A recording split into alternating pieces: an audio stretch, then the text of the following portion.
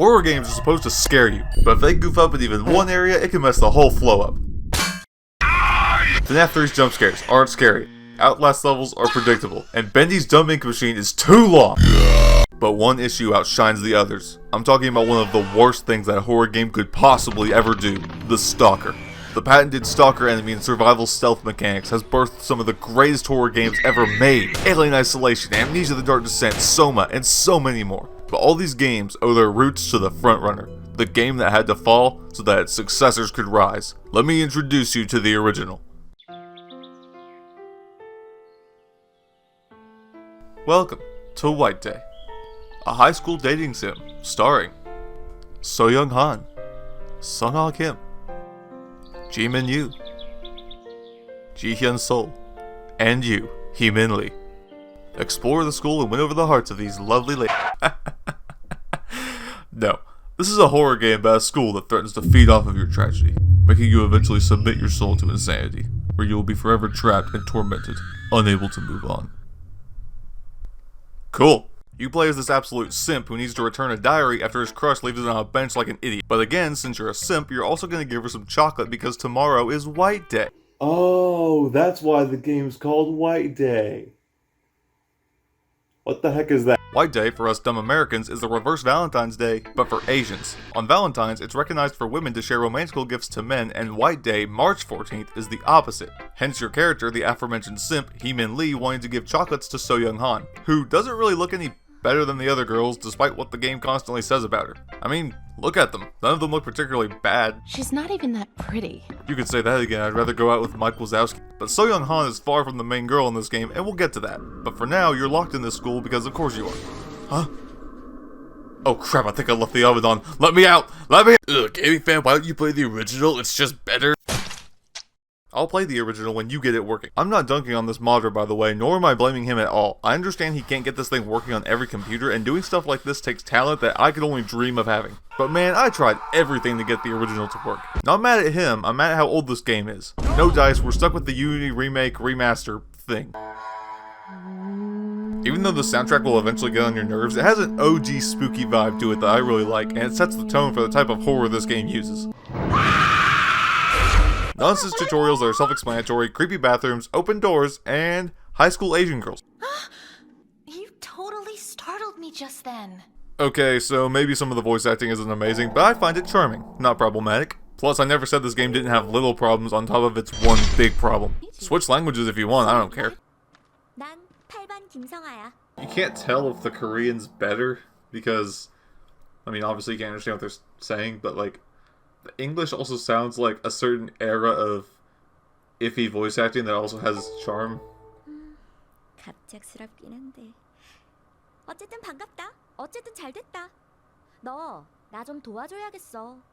The Korean sounds more enthusiastic, a little more energetic. 도와줄 줄 알았어. The English is like the voice acting itself's not as good, but it has personality. Even if it's not like the best voice acting, it still has personality to it. Meanwhile, the Korean, like, it sounds better, I think, but you can't really tell. So it's kind of just preference, whichever one you want, really. I've seen him. Can you also see that I'm right here listening? Does that prescription even work? Ji Hyun Sol and Sung Ha Kim, home roommate. Yeah, I was just saying that. Pretty normal stuff, except you have choices, which I have missed dearly. I like making choices that don't involve excruciating trauma, while also not being exclusively choice-based games. As I alluded to earlier, there are multiple endings. Some are slight variations, and some contain entirely different gameplay sections. But good luck figuring these out on your own. I'm not saying they're the hardest endings ever to get in gaming, but if you're not using a guide, which I'll link in the description and pinned comment by the way, you're gonna go mad, having to play this game more than you need to because it ain't worth it at all.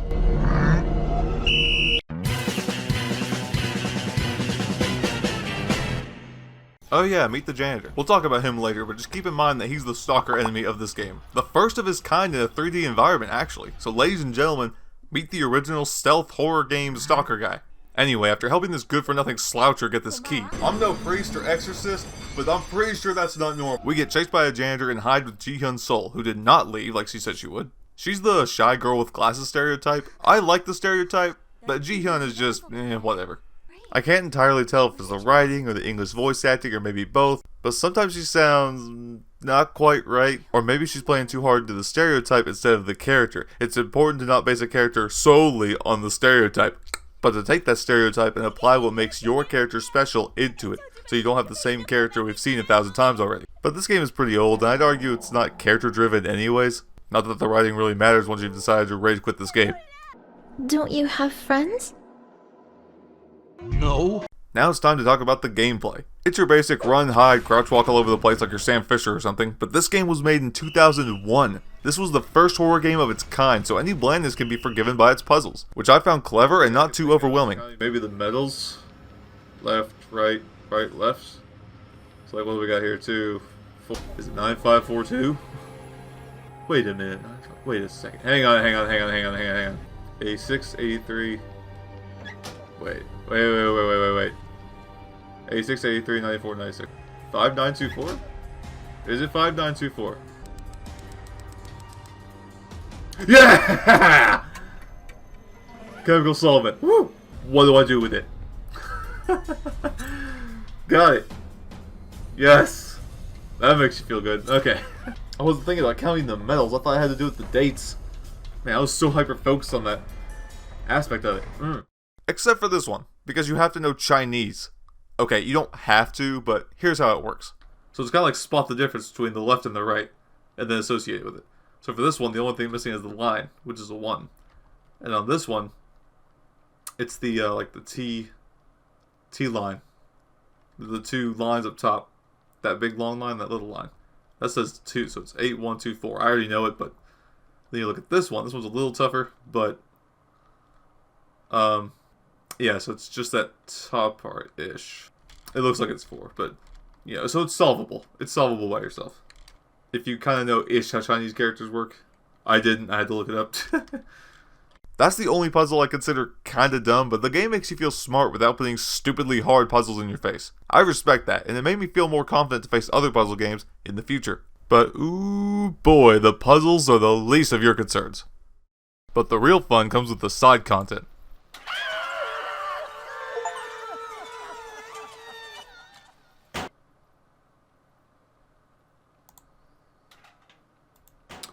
Well, that scared me. Don't take my reaction as concrete. I'm very attuned to horror games at this point. Let me try to explain why this is so good. It's world building, puzzles, and scares all in one. There are few games that make me want to chase side content in the same way that White Day does. It makes me feel like I'm exploring a world, even though the game and its lore all fit on one property that Yondu High School was built on. That's impressive. I'm going to be on this point for a while, so bear with me. What really makes White Day so good is what it's built on, not exactly how it's executed. Now, I don't think the story was poorly executed at all. I think it was executed quite nicely, but that wasn't really what drove it home. This game starts off with a relatable goal. Give your crush some chocolate for White Day and return her diary.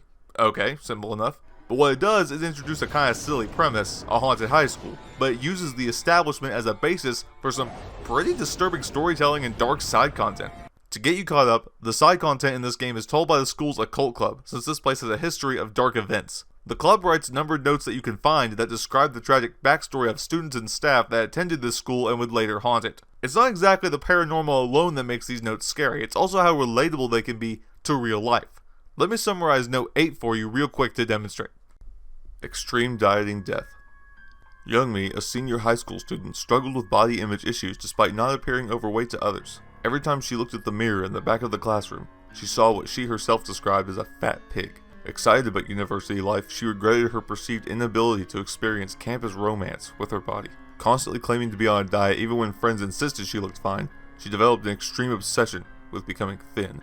Refusing to eat, she withered away, alarming her friends and teachers. A new transfer student attempted to include her in a class celebration with food, unaware of her struggles. Young Me's outburst about still feeling fat led to erratic behavior, yelling about how she looked into the mirror that she angrily pointed at, and she ultimately starved herself to death, leaving her classmates puzzled about her final words. What does she mean by the mirror? We don't have a mirror in our classroom.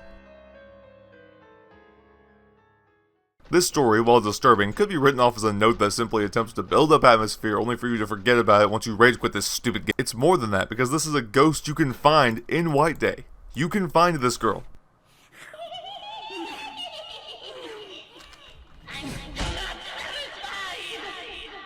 Okay then. This is something that horror games seriously need to do more of. It adds character, more scares, more puzzles to get the notes. It just gives you more excitement for the setting and the world, no matter how small that world is. I'm not saying that all these scares will scare you, but you'd be surprised how jumpy they can be.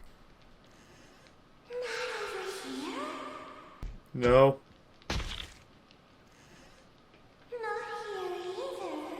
No. Not anywhere, actually. You should look somewhere else.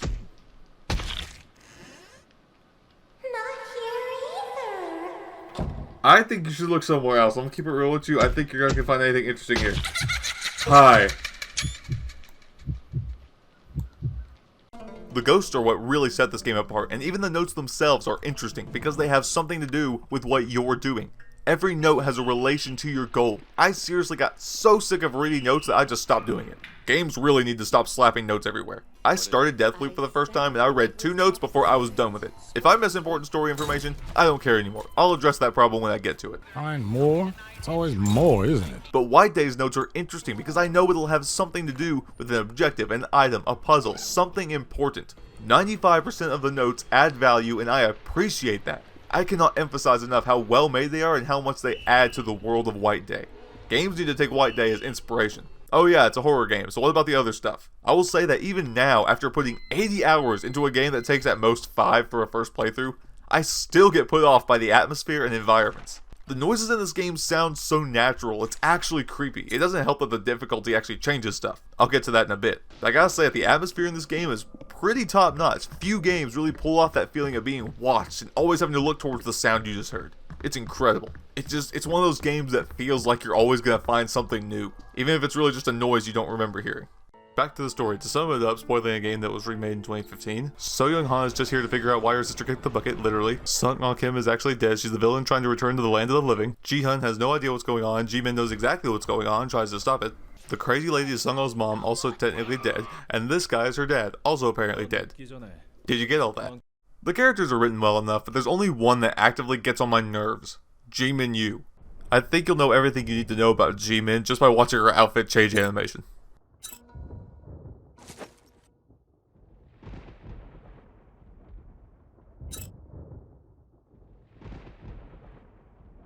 Picture Natsuki from Doki Doki Literature Club, except more bratty and actually annoying, but with no good excuse this time. I cannot stand her, and I'm glad she doesn't talk much when you play as her for one of the endings.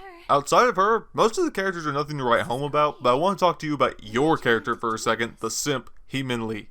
He has no character left to speak of. Cardboard boxes get jealous of his blandness. Until the endings. My favorite is where you save So-Young Han from Sung-Ah, but not for the best ending. I don't know, something about his decision to not pursue So-Young but still go back to help her out was just kinda cool. But outside those ending moments, it's you who's supposed to be the main character, hence why he doesn't do much for his own character. Yeah, you better run, try and simp on my sister again and see what happens. So I've been gushing about how cool this game is for a while now. It was innovative, creepy, occasionally scary, definitely trippy, and charming.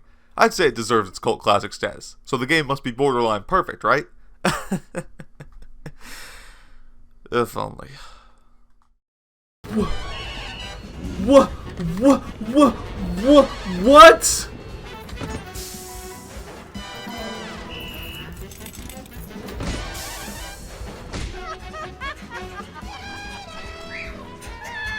Dude. He literally spawned, like, on top of me. Don't make me have to do all that again. Don't, please. Get out of my way! Oh my god. No, seriously, what the crap did I do? He is going right towards me. Good grief, this AI. Ugh. What?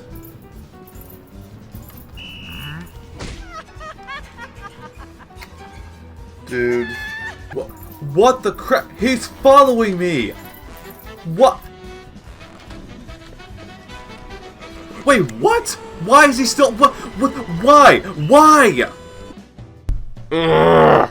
This was the one problem that this game did not need to have. Holy crap! Of all the games I have played that have this kind of reputation, I have never seen such terrible, slow, infuriating AI in my entire life. This janitor has single-handedly ruined the entire game. All that good puzzle stuff doesn't matter. You'll be waiting in a bathroom stall too long to do them. Interesting ghosts? Not when he hears you running from across the building, and hears you opening doors through floors. Not only that, you can't even find most of these ghosts on normal difficulty. You have to play hard mode, because why not? Why not make it like that? By the way, the janitor is a nightmare on hard and above. Ugh. This game lost pretty much everything for me on my first playthrough. I love the puzzles, the ghosts, the stories, the characters, all of that, but I was too busy running away and hiding in bathrooms to appreciate it. The first building isn't too bad since you'll have a big circle to run and plenty of chances to lose the janitor, but building 2 is nothing but dead ends. This is where the janitor becomes the biggest pain ever. It's like the game is actively fighting your progress, and you aren't ready for this. How are you supposed to hide in here? How? He can see you from like a block away, and this is where they want me to crouch walk around? Ugh. It's bad enough that the janitor's mechanics suck, but also the buildings themselves, while realistic, are fighting you as hard as the AI is. Sure, there are ways to get around the AI, but it's done through experience and AI abuse over the course of 70 hours. Not well thought out mechanics. The reason games like Amnesia and Alien Isolation are so good and well beloved is because their AI are made with the player in mind, not difficulty alone. The perfect balance of fear, atmosphere, and fairness. To maximize the fear, you need to minimize the number of times you're killed. The developers of Amnesia even say this themselves, which is why they slow the enemies down when the player isn't looking. Yeah, that's a thing. Alien Isolation has 2 different AI feeding into the xenomorph with the singular goal of hunting you down, but not feeling super static and lifeless. It's to give the alien that feeling of knowing where you are, but not quite. It'll even adapt over the course of the game based on your playstyle. The janitor has no such tweaking. He sees, he chugs that McDonald's Sprite, and he wants you dead. The biggest problem you will see is that his ears work through floors. Open a door, sprint, or interact with the wrong thing when he's above or below you, he'll begin the chase without you even knowing. This isn't like Hello Neighbor where All-Star plays the second he sees you.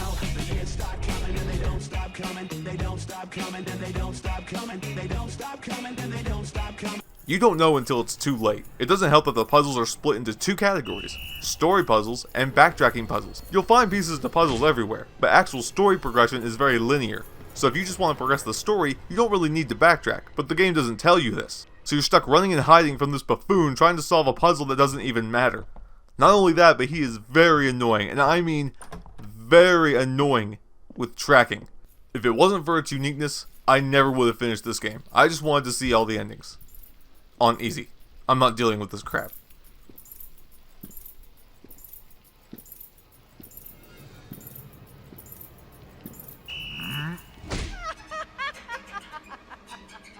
I do recommend this game, but play on easy or very easy and ignore the extra hints the game sends to your cell phone. If you want to see the ghost in the notes that badly, go for hard, but don't be surprised if you feel like punching a child in the face.